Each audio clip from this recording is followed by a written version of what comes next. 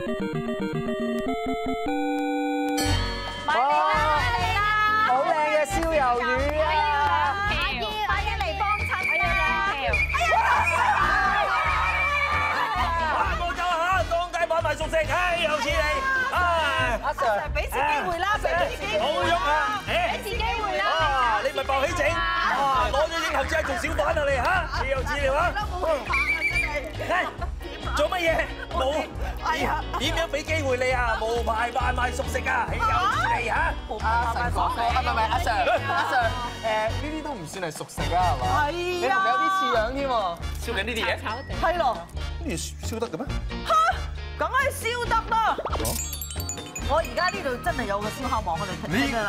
就係呢班人做黐線嘅啫。呢個係燒烤爐啊！啊，燒烤爐正式嘅燒烤爐。睇下點啊？擺喺度。哇！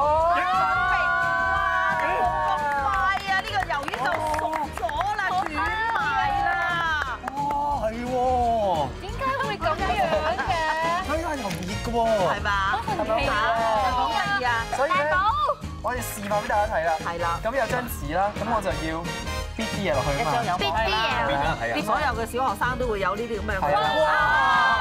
嗱，點解你咁勁嘅？硬係就係 friend 就係 friend，你睇下你認清楚呢個 friend 啊？好，唔該細寶啊。好，咁我就可以放上呢一個我覺得呢個好似雪條棍。爐啦。係啊，好啦，好啦，呢個燒烤爐咧咁啊得㗎。就已經整好啦。好啦，睇火先。係咪？好啦，燒到興合合啦。再燒佢啊！好啦，好，再燒下。俾你放。你可以放魷魚，仲放多一樣。魚咧？魚係嘛？哇！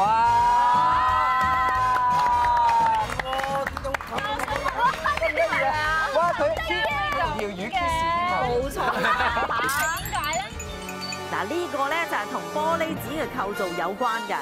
咁由於玻璃紙係屬於纖維狀，一吸收水分咧就會自動捲曲。咁當膠水搽咗上紙之後咧，因為膠水個水分就會繼續透過紙張揮發，所以當玻璃紙放上搽滿膠水嘅紙上面，就會好自然咁樣捲曲起嚟啦。咁我有意思。哦，你試啦。我呢個玻璃羊，玻璃紙畫嘅羊。你個羊咩仔啊？靚牛。哇！又豬又牛一齊擺落去都得㗎，你睇下真係係咪啊？哇！好食啊！邊個食豬？燒埋呢隻雞啦。都點埋一嚿。你係咪豬啊？好得意啊呢個。好唔好玩？呢一個咧大發現咧，絕對係成功嘅。不過咧，大家咧要記住喎，一定咧就要喺嗰啲漿糊咧未乾之前咧就玩喎。如果唔係咧，乾咗之後嘅效果就冇咁好㗎啦。膠水嚟嘅咪漿。係啊，啲膠水啊。點啊，阿 Sir 你服未啊？嚇？但係都要拉㗎。好。點解啊？賣埋晒啲假貨、啲假豬、假羊嘅，你唔拉你？拉你之前有冇嘢想講？真係要同我講聲拜拜樣咁。係啊。